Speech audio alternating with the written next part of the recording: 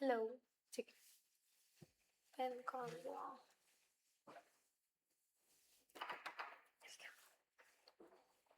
चल, तो हम लोग बेसिकली जो ये स्ट्रक्चर ऑफ एन एटम है, पहले मैं इसको समराइज कर देती हूँ कि क्या है structure of an atom. Structure of an atom में जैसे कि इसका नाम बता रहा है कि एटम का स्ट्रक्चर बताने की कोशिश कर रहा है। सबसे पहले आए थे हमारे पास डाल्टन साहब, जिसने हमें 5 पोस्टुलेट्स दिए एटम के बारे, जो कि सारे के सारे गलत निकले। फिर हमारे पास आया, और इस चैप्टर में फिर क्या आया हमारे पास पढ़ने के लिए, सब एटॉमिक पार्टिकल्स। मतलब ये जो एटम है, हमें पता है एटम के अंदर इलेक्ट्रॉन्स, प्रोटॉन्स, न्यूट्रॉन्स होते हैं। इन लोगों की, इसको बोलते हैं सब एटॉमिक पार्टिकल्स, एटम के अंदर के पार्टिकल्स, सब एटॉमिक पार्टिकल्स। इस लोगों की डिस्कवरी कैसे हुई, सब एटॉमिक पार्टिकल्स की डिस्कवरीज कैसे हुई, इलेक्ट्रॉन की डिस्कवरी कैसे हुई, प्रोटॉन की डिस्कवरी कैसे हुई, न्यूट्रॉन की डिस्कवरी कैसे हुई। न्यूट्रॉन की डिस्कवरी में बहुत ज्यादा टाइम लगा था इन दोनों की डिस्कवरी को छोड़ करके। क्यों? क्योंकि जो न्यूट्रॉन होते हैं उसके पास कोई चार्ज नहीं होता, वो न्यूट्रल स्पीशीज होती है। अगर कोई चीज न्यूट्रल है तो हम, अगर वो चार्ज वाली है तो वो देख सकते हैं कि वो डिफ्लेक्ट कर रही है हमारे पास, बट कोई न्यूट्रल है वो डिफ्लेक्ट ही नहीं कर रही। तो इसलिए इसको, जो इसका डिस्कवरी है उसमें ज्यादा टाइम लगा एज कम्पेयर टू इन दोनों की डिस्कवरी। अगर हमारे पास सब एटॉमिक पार्टिकल्स हो गए, फिर हम लोगों ने देखा कि हमारे एटम्स की डिफरेंट डिफरेंट स्टोरीज कैसे है। सबसे पहले आया हमारे पास थॉमसन मॉडल, जो हम लोगों ने बहुत पहले से पढ़ रखा है, जिसे वाटरमेलन मॉडल के नाम से भी जाना जाता है। इसके भी बहुत सारे ड्रॉबैक्स आए। फिर हमारे पास आए रदरफोर्ड जी। रदरफोर्ड का एटॉमिक मॉडल देखा, उसने भी स्टेबिलिटी को मेंशन नहीं कर पाया कि कैसे स्टेबल होती है हमारे पास। फिर हमारे पास बहुत सारी थ्योरीज आई, वेव थ्योरी आई, प्लैंक्स क्वांटम थ्योरी आई हमारे पास, और फोटो इलेक्ट्रिक इफेक्ट आया, ब्लैक बॉडी रेडिएशन आया, बहुत सारी थ्योरीज आई। फिर हमारे पास आई बोहर की थ्योरी, बोहर्स एटॉमिक थ्योरी। ये वाली थ्योरी भी 100% ट्रू नहीं है, इसके अंदर भी हमारे पास साइड इफेक्ट्स है, मतलब इसके अंदर भी ड्रॉबैक्स है, बट काफी हद तक चीजें एक्सप्लेन, काफी हद तक छोटे एटम के लिए उसने कर दी एक्सप्लेन। मतलब इसका यही ड्रॉबैक है कि इसने हाइड्रोजन और हाइड्रोजन लाइक स्पीशीज के लिए सारी चीजें करी। फिर आई हमारे पास क्वांटम थ्योरी। क्वांटम थ्योरी मैंने स्कूल में और बैकलॉग की क्लास में कवर करा दी थी। क्वांटम की थ्योरी सबसे ज्यादा एक्सेप्टेबल थ्योरी है। ये थ्योरी बहुत ही ज्यादा काम की थ्योरी है। ये हमारे आजकल के कोडिंग लैंग्वेज में जो हम लोग ये लिख रहे हैं, ये कोड से बना हुआ है ये सारी चीजें, तो इसके अंदर हमारी क्वांटम की थ्योरी बहुत ही ज्यादा हेल्पफुल होती है। ये मोस्ट एक्सेप्टेबल थ्योरी है। इसी से हम लोगों ने इलेक्ट्रॉनिक कन्फिग्रेशन और पीरियोडिक टेबल की क्लासिफिकेशंस, ये सारी चीजें बहुत ज्यादा जरूरी है। बट आज के दिन हम लोग पढ़ते हैं बोहर्स एटॉमिक मॉडल्स, कि बोहर ने क्या बताया है, ऐसी चीजें कैसे कैसे बताई है, कैसे उसने एटम को स्टेबल प्रूफ किया, कैसे उसने रदरफोर्ड के ड्रॉबैक्स को अब सही किया। तो वो सारी चीजें हम लोग आज देखने वाले हैं हमारे पास। ओके, सो हम स्टार्ट करते हैं हमारे पास बोहर्स एटॉमिक मॉडल। बहुत क्वेश्चन आते हैं इसके अंदर से भी कम नहीं है। सिर्फ और सिर्फ एक ही अजम्पशन किया इसने कि this model is, this theory, Bohr's atomic theory, this theory is applicable for hydrogen and hydrogen like species. अब पहली बात, ये हाइड्रोजन और हाइड्रोजन लाइक स्पीशीज क्या होती है, पहला क्वेश्चन तो इसी पे आता है। मतलब जो कि होती है हमारे पास सिंगल इलेक्ट्रॉन स्पीशीज, जिसके पास सिर्फ और सिर्फ एक इलेक्ट्रॉन होता है। जैसे कि हाइड्रोजन, इसके पास एक इलेक्ट्रॉन है। हीलियम के पास 2 इलेक्ट्रॉन होते हैं, एक पॉजिटिव हो गया, 1 इलेक्ट्रॉन, पॉजिटिव का मतलब एक चला गया। लिथियम के पास 3 इलेक्ट्रॉन्स होते हैं, 2 पॉजिटिव हो गए, मतलब एक इलेक्ट्रॉन बच गया। सोडियम की भी बात करती हूँ, सोडियम के पास भी 11 इलेक्ट्रॉन्स होते हैं, उसका जितना एटॉमिक नंबर होता है, बट अगर मैं 10 पॉजिटिव कर दूं तब भी इसके पास एक इलेक्ट्रॉन। तो सब पे बोहर की जो ये थ्योरी है वो एप्लीकेबल होगी। अब बोहर की क्या पोस्टुलेट्स है वो सारी चीजें हम लोग देखते हैं। सो जो पहला पोस्टुलेट है हमारे पास बोहर का, बोहर्स पोस्टुलेट, पहला पोस्टुलेट वो है हमारे पास, ये स्लाइड्स डाउनलोड कर दूंगी मैं, आप लोगों पे मिल जाएगी। पहला पोस्टुलेट है हमारे पास, the electron revolves around the nucleus in circular orbit. जो न्यूक्लियस है उसके चारों ओर इलेक्ट्रॉन रिवॉल्व करता रहता है, घूमता रहता है, और ये जो जिसके अंदर घूमता रहता है वो सर्कुलर ऑर्बिट है, सर्कुलर वाली रिंग के अंदर घूमता रहता है, उसे सर्कुलर ऑर्बिट बोलते हैं। जैसे कि सन जो होता है, हमारे जो प्लैनेट्स है वो सन के चारों ओर घूमते रहते हैं एक पर्टिकुलर रिंग में, सिमिलरली इलेक्ट्रॉन्स भी घूमता रहता है हमारे पास around the nucleus in circular orbit, circular orbit. और क्या कहा गया है इसके अंदर, द ऑर्बिट, जिस ऑर्बिट में इलेक्ट्रॉन्स घूम रहा है, takes only special value of radius. इसका मतलब है कि एक ऑर्बिट की पर्टिकुलर दूरी ही हो सकती है, अगर r दूरी है तो वो r ही होगी, r से थोड़ी ज्यादा या थोड़ी कम नहीं हो सकती। स्पेशल ऑर्बिट में, special value of the orbit में ये लोग घूम रहे हैं, और उसके अंदर क्या होता है, वो उस ऑर्बिट के अंदर जो घूम रहा है तो वो रेडिएट नहीं करेगा कोई भी एनर्जी, जिसमें घूम रहा है वो स्टेबल है, उसी में घूमता रहेगा घूमता रहेगा घूमता रहेगा, कोई भी एनर्जी को रेडिएट नहीं करने वाला। ठीक है, in these orbit the electron do not radiate energy। इसके अंदर इलेक्ट्रॉन्स रेडिएट नहीं करते एनर्जी। सॉरी। थर्ड पॉइंट का मतलब है द इलेक्ट्रॉन विल मूव, ये बहुत इंपॉर्टेंट है, the electron will move from lower energy level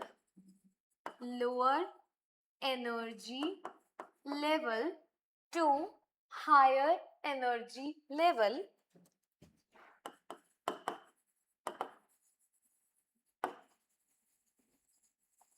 level बोल दो या स्टेट बोल दो।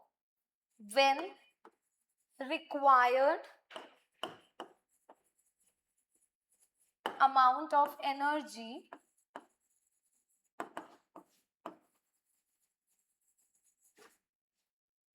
is absorbed by electrons। इसका कहने का क्या मतलब है, अब जैसे कि मुझे सीढ़ियां चढ़नी है, ये वाली सीढ़ी चढ़नी है मुझे यहाँ से, तो मुझे कुछ पर्टिकुलर अमाउंट ऑफ एनर्जी चाहिए कि मैं ये चढ़ सकूं। अगर मैं उतनी अमाउंट ऑफ एनर्जी नहीं दे पाऊंगी तो मैं सीढ़ी पे चढ़ ही नहीं पाऊंगी। लाइकवाइज इलेक्ट्रॉन्स कम एनर्जी से हायर एनर्जी में जब जंप करते हैं तो उन्हें एक पर्टिकुलर अमाउंट ऑफ एनर्जी चाहिए जो कि क्वांटाइज्ड होती है, जो कि पर्टिकुलर होती है, कि मुझे 1 चाहिए, 2 चाहिए, 3 चाहिए, पर्टिकुलर क्वांटाइज्ड होती है। 2.2, 3.2 ऐसी कुछ चीज नहीं होती, वो बिल्कुल इंटीजर नंबर में होती है हमारे पास, वो क्वांटाइज्ड होती है कि कम से ज्यादा में जाने के लिए we need particular amount of energy. Suppose करो this is the energy 1, this is energy 2, तो मुझे कितनी अमाउंट ऑफ एनर्जी चाहिए, del E amount of energy चाहिए, और डेल ई क्या होता है, E2 माइनस E1, है ना। इतनी अमाउंट ऑफ एनर्जी चाहिए जितनी इसकी एनर्जी माइनस में इसकी एनर्जी दिस। और जो एनर्जी होती है, हमें पता है एनर्जी क्या होती है, energy is equals to H mu. ये मैं आपको बताती हूँ क्या होता है। दिस इज एक प्लैंक बाबा थे जिसने अपना एक कांस्टेंट दिया है, इसे बोलते हैं हम लोग प्लैंक्स कांस्टेंट। 6.626 इंटू 10 की पावर माइनस 34 इसकी वैल्यू होती है। म्यू क्या होता है हमारे पास, फ्रीक्वेंसी। ई हमें पता है एनर्जी होती है। So basically energy is equals to H mu, बहुत फेमस चीज है। एच है हमारे प्लैंक्स कांस्टेंट, म्यू है हमारे पास फ्रीक्वेंसी, तो ये किसके बराबर है, H mu is equals to E2 minus E1। Mu किसके बराबर हो जाएगा, E2 minus E1 by H, है ना। यही चीज है हमारे पास कि मिनिमम मुझे इतनी delta E amount of energy चाहिए जैसे मैं यहाँ से यहाँ जा सकूं। अब एक और एनर्जी लेवल E3 है, E3। अगर मुझे इसको यहाँ पर पहुंचाना है इलेक्ट्रॉन को, तो मुझे कितनी एनर्जी देनी पड़ेगी? E3 माइनस E1 एनर्जी देनी पड़ेगी, तभी ये इलेक्ट्रॉन उधर जा सकता है। इस केस में E3 माइनस E1 होगा, इस केस में E2 माइनस E1 एनर्जी देनी पड़ेगी। ठीक है, अब हम लोग देखते हैं फोर्थ वाला, जो कि बोहर जी ने बस बोल दिया था, कुछ सबूत नहीं दिया इस चीज का। फोर्थ है हमारे पास कि इसने बोल रखा है कि जो हमारे पास एंगुलर मोमेंटम होता है, angular momentum of an electron is quantized. क्या मतलब है इस चीज का? उसने कोई एक्सप्लेनेशन नहीं दिया। एंगुलर मोमेंटम को डिनोट करते हैं हम लोग एल से, एंगुलर मोमेंटम एल। हम लोगों ने फिजिक्स में पढ़ रखा है कि इसकी वैल्यू होती है लीनियर मोमेंटम इनटू में radius mvr is equals to quantized का मतलब nh/2π।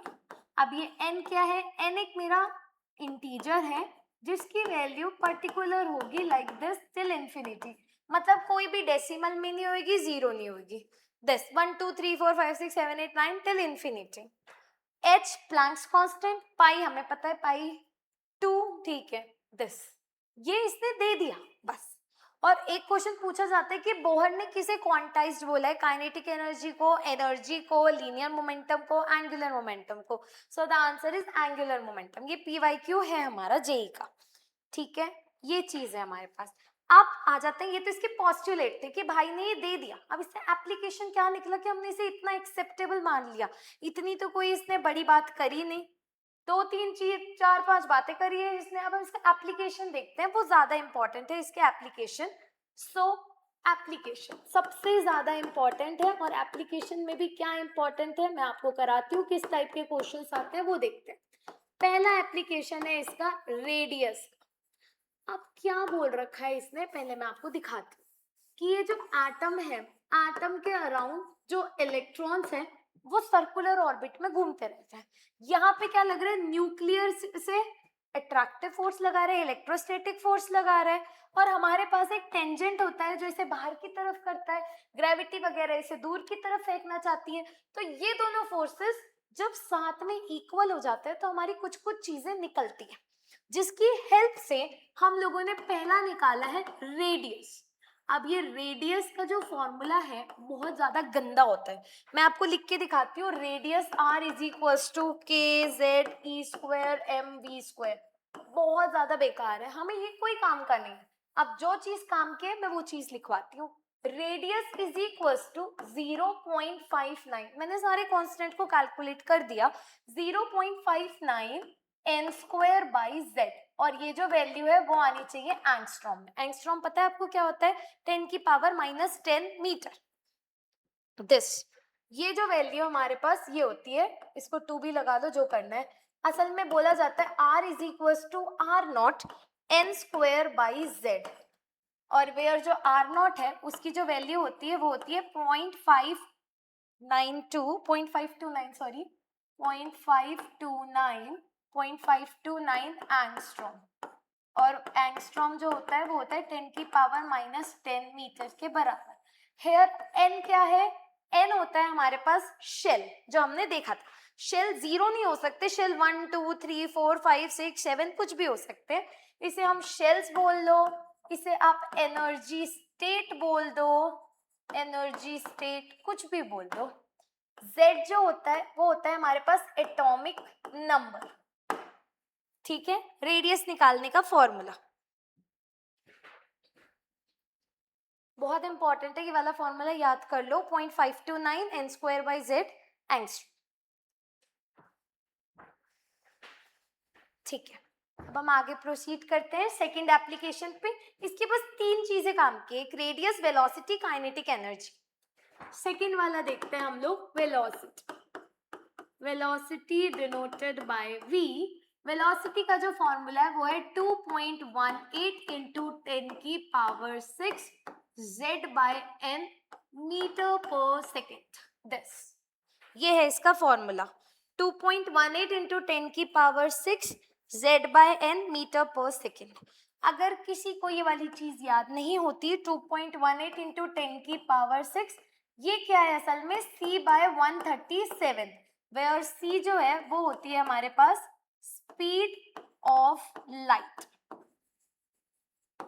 this speed of light z/n, z again is my atomic number, n क्या है मेरे पास शेल नंबर, कौन से शेल में, फर्स्ट वाले, सेकंड वाले, थर्ड वाले, जिसका भी निकालना है, z मतलब एटॉमिक नंबर, ये होता है हमारा वेलोसिटी। थर्ड जो है last important application which is my kinetic energy, kinetic energy के E, kinetic energy is equals to 13.6 z square by n square in electron volt. Electron volt you know it's energy की ही unit है हमारे पास, electron volt. इसे अगर मुझे joules में convert करना होता है तो मुझे मल्टीप्लाई करना पड़ता है चार्ज ऑफ इलेक्ट्रॉन से, मतलब 1.6 इंटू 10 की पावर -19 जूल्स। तो अगर मैं इसे जूल्स में कन्वर्ट करने की कोशिश करूंगी 13.6 1.6 इंटू 10 की power -19 z square by n square, अब की बार आ जाएगी मेरी वैल्यू जूल्स, ठीक है, इसे मल्टीप्लाई करके जूल्स में वैल्यू आ जाती है। Okay, EV 13.6 z square by n square, समझ में आई वाली चीज। अब इसी से डेराइव होकर के ये तीन एप्लीकेशन है, तीन application, radius 0.529 n square by z, बाकी है 2.18 इंटू 10 की पावर -2.18 इंटू 10 की power 6 z by n metre पर second. Kinetic energy is 13.6 z square by n square in eV. Joules में करने के लिए बस 1 ईवी के अंदर होता है 1.6 इंटू 10 की पावर -19 जूल्स। जितना चार्ज ऑफ इलेक्ट्रॉन होता है उतने जूल्स होते हैं हमारे इसके अंदर, ठीक है। अब इसी से ही हमारे सारी की सारी यूनिट्स डेराइव हो गई। अब अगर मुझे बोला जाए कि पोटेंशियल एनर्जी बताओ क्या होती है, potential energy, potential energy PE is equals to minus twice of kinetic energy, मतलब -2 इंटू में 13.6 z square by n square eV, ये है इससे पोटेंशियल एनर्जी जो कि काइनेटिक एनर्जी से डिराइव हो गया। अगर कोई मुझे बोले टोटल एनर्जी, कभी भी एनर्जी के बारे में बात करी जाए तो वो टोटल एनर्जी होती है, ई से डिनोट करते हैं हम लोग इसे। टोटल एनर्जी किसके बराबर होती है, पोटेंशियल एनर्जी प्लस में काइनेटिक एनर्जी, है ना जी। पोटेंशियल एनर्जी क्या है, -2 इंटू में kinetic energy, kinetic energy is kinetic energy, answer क्या आ गया माइनस काइनेटिक एनर्जी। तो अगर कोई मुझसे टोटल एनर्जी की बात करे तो मैं बता दूंगी -13.6 z square by n square EV. Easy, नहीं मैं आपको बताती हूँ, कोई भी एटम जो पर्टिकुलर ऑर्बिट में है, एटम का कुछ इलेक्ट्रॉन होता है ना, तो उसी एटम के उस पर्टिकुलर इलेक्ट्रॉन की बात करें, जैसे कि मैं आपको बताती हूँ ठीक है, हम एक क्वेश्चन देखते हैं फिर हम लोग स्टार्ट करेंगे। उससे पहले मुझे एक चीज बतानी थी स्टेट्स के बारे में। एनर्जी लेवल्स को स्टेट बोलते हैं। पहली n is equals to 1, second state n is equals to 2, third energy level, fourth energy level, ऐसे बहुत सारे होते हैं टिल इंफिनिटी, ठीक है। ये एनर्जी लेवल ही स्टेट्स है। जब n इज इक्वल्स टू 1 है उसे बोलते हैं हम लोग ग्राउंड स्टेट, ये सबसे ज्यादा स्टेबल होता है ग्राउंड स्टेट। इसको हम बोलते हैं first excited state, first excited state. इसे हम बोलते हैं सेकेंड एक्साइटेड स्टेट, इसे हम बोलते हैं third excited state and so on. समझ में आई वाली चीज। आपसे क्वेश्चन कैसे पूछा जाएगा मैं आपको बताती हूँ कि एक हाइड्रोजन इलेक्ट्रॉन प्रेजेंट है हमारे पास सेकेंड एक्साइटेड स्टेट में, उसका रेडियस बताओ।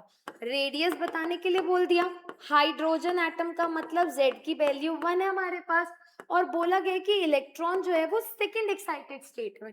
सेकेंड एक्साइटेड स्टेट का मतलब क्या होता है कि वो n इज इक्वल्स टू 3 में।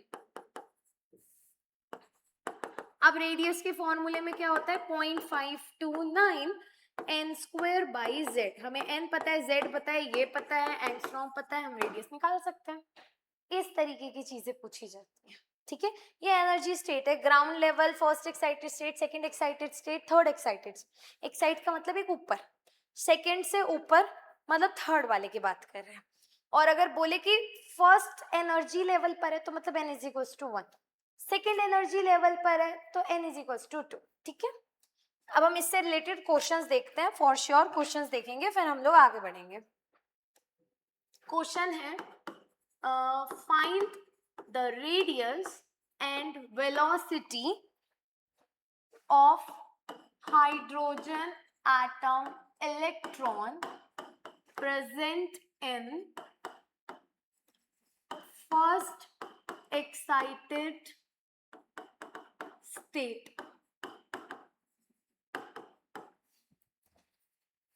Question 2.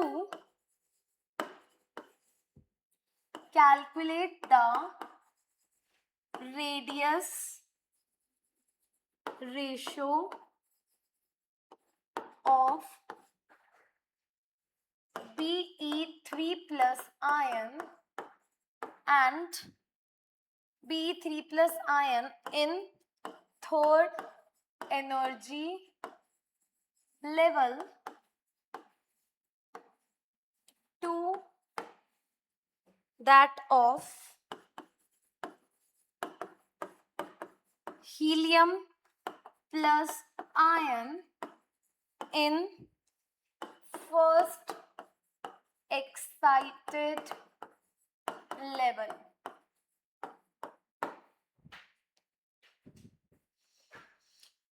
दो 3 मिनट है, करिए।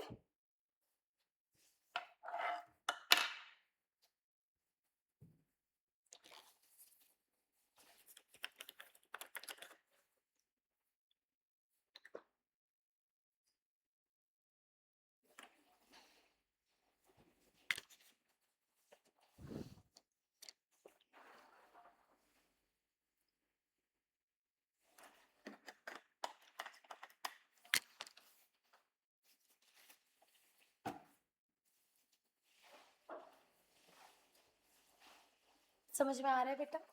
आपका नाम क्या है? राधिका। ओके,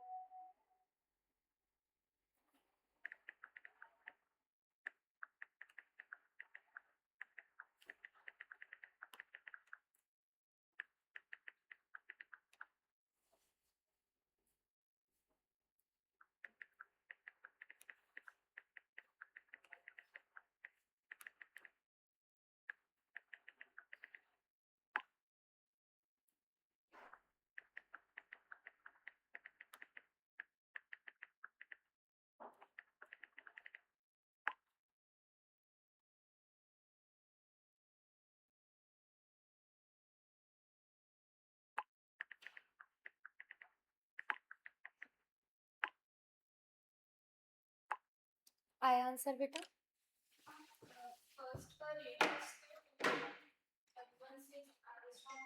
2.116 आ रहा होगा। ठीक है, परफेक्ट, वेरी गुड। चलो मैं देखती हूँ, जो रेडियस है उसका formula 0.529 n square by Z. Hydrogen atom के लिए z की वैल्यू होती है 1। फर्स्ट का एक्साइटेड स्टेट मतलब n इज इक्वल्स टू 2। फॉर्मूले में डाल देंगे 529, n की जगह 2 का स्क्वायर और इधर है 1, मतलब 0.529 इंटू में 4 और आंसर आ रहा था आपका 2.116 एंगस्ट्रॉम। सिमिलरली अगर मैं वेलोसिटी की बात करूंगी 2.18 इंटू 10 की power 6 z by n, 2.18 into 10 की power 6 z is 1, n is 2, 1.09 into 10 की पावर 6 मीटर पर सेकेंड। ओके, इसका आंसर आया आपका।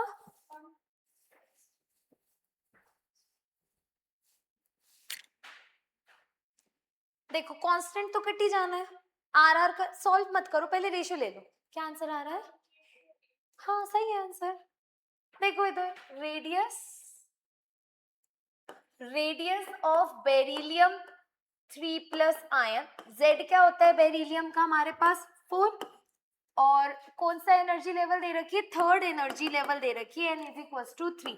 लेना है ratio of helium plus ion का, हीलियम का मतलब Z की वैल्यू 2 जो कि फर्स्ट एक्साइटेड स्टेट में, n is equals to 2, radius होता है 0.529 n स्क्वायर बाई z, 3 का स्क्वायर बाई 4, इधर है 0.529 n square by z, cancel cancel, और फिर ये चला जाएगा हमारे पास, हट गया 9/4 इंटू 2 मतलब 9/8 इज द आंसर। इजी है ना? ठीक है, अब मैं आपसे एक और चीज करवानी है मुझे, ओके, एनर्जी डिफरेंस वाला। अगर मैं बात करती हूँ, मैंने आपको बोला जो एनर्जी है ई, टोटल एनर्जी वो होती है -13.6 Z square by N square होती है हमारे पास ईवी की फॉर्म में। अगर मैं बोलती हूँ कि एक पर्टिकुलर एटम है, मतलब जेड सेम है हमारे पास, इसकी E1 एनर्जी है, इसकी E2 एनर्जी है, मुझे इलेक्ट्रॉन को यहाँ से यहाँ तक शिफ्ट करना है, तो मुझे कितनी एनर्जी देनी पड़ेगी? तो मैंने क्या बताया था, E2 माइनस E1, इतनी एनर्जी देनी पड़ेगी डेल्टा E। अब मैं इसे फॉर्मूले में लिखती हूँ, -13.6 जेड स्क्वायर अपॉन में इसका स्क्वायर, N2 जो है उसका स्क्वायर, माइनस में -13.6 जेड स्क्वायर अपॉन में N1 का होल स्क्वायर। जब मैं इसे सॉल्व करती हूँ, माइनस माइनस पहले -13.6 जेड स्क्वायर अपॉन में N2 का square, minus minus plus 13.6 Z square upon में N1 का स्क्वायर, सब में से ये वाली चीज कॉमन हो गई। आंसर क्या बच गया हमारे पास? 13.6 जेड स्क्वायर को कॉमन कर दिया मैंने, यहाँ पर 1/n1 का स्क्वायर माइनस में 1/n2 का स्क्वायर, ये वाला एक फॉर्मूला बन गया मेरा डेल्टा ई का। ये क्या कर रहा है, अब मैं, ये वाला एक फॉर्मूला है, अब मैं आपको एक क्वेश्चन देती हूँ, मुझे आपको बताना है, क्वेश्चन इसी से related, find the energy, find the energy required to excite an electron of hydrogen atom from ground state to second excited state।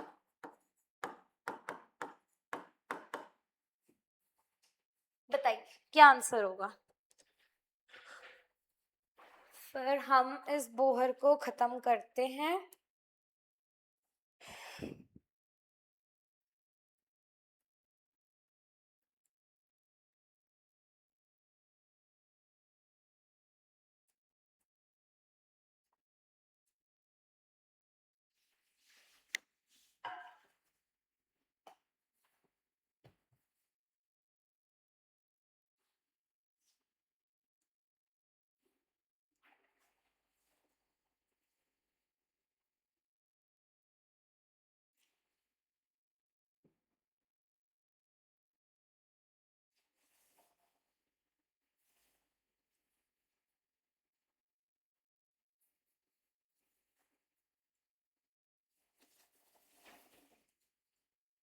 अभी हमारे सीरीज वाला बचा है, फिर ऐसे ही मैं किसी दिन आधे घंटे की और रिकॉर्डिंग करके सीरीज वाले क्वेश्चन डलवा दूंगी और फिर ये चैप्टर ऑलमोस्ट ऑलमोस्ट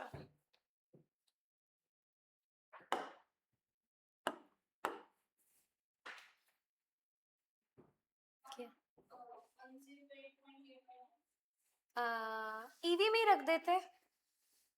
ईवी में क्या आंसर आ रहा है? ईवी में निकाला है, इलेक्ट्रॉन वोल्ट में निकाला है, कितना? नहीं, थोड़ा सा कर, बाय बाय भी सॉल्व करा है। ठीक है, मैं देखती हूँ। इसमें लिख रखा है मुझे एनर्जी बतानी है हाइड्रोजन एटम की, मतलब Z तो 1 है, जो कि इलेक्ट्रॉन जा रहा है फ्रॉम ग्राउंड स्टेट मतलब n इज इक्वल्स टू 1 से सेकेंड एक्साइटेड स्टेट मतलब 3 तक जा रहा है। मुझे इसे कितनी एनर्जी देनी पड़ेगी? तो जो डेल E होता है उसका फॉर्मूला अभी हम लोगों ने देखा था 13.6 Z² 1/n1 का स्क्वायर और ये n2 का square. This is my n1, this is my n2, ठीक है। अब ये जो डेल्टा E है वो हो जाएगा 13.6, Z की वैल्यू 1 है, 1/n1 का स्क्वायर मतलब 1 का स्क्वायर माइनस में 3 का स्क्वायर। इसी को सॉल्व करके किया है आपने। वैसे भी देखो डिनोमिनेटर में जितना छोटा हो उतना बड़ा होता है और बड़े में से छोटे को ही माइनस करते हैं। तो ये आंसर हो जाना है हमारे पास, इसे सॉल्व करके आ जाएगा हमारे पास 13.6, रेशो ले लेंगे 1 - 9 और ये आंसर आ जाएगा 9, 8 इंटू में 13.6। जब हम इसे पूरा सॉल्व करेंगे तो इसका आंसर आ जाएगा 12.09 EV।